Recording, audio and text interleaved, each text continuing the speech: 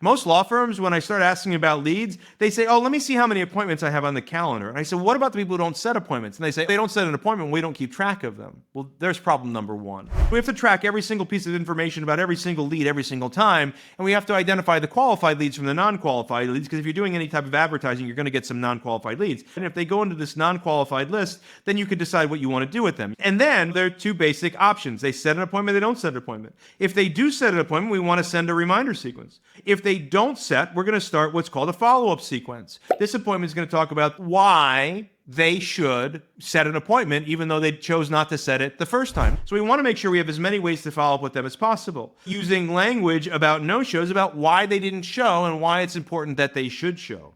And if they do show, we want to make sure we have reminder sequences around this conversation to make sure we get them higher. And then if they no hire, we're going to trigger follow-up sequences that talk to them about why they didn't hire and convincing them to come back to the next follow-up appointment we have to get them to retain the firm. Then scenario that makes up your unconverted lead follow-up system. And most very simple CRMs can manage this.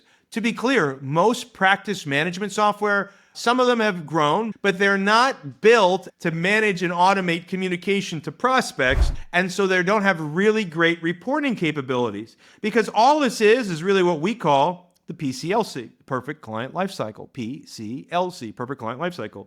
Leads, sets, shows, hires. That's really what we're looking at here in the PCLC. And we're looking at the conversions from leads to sets.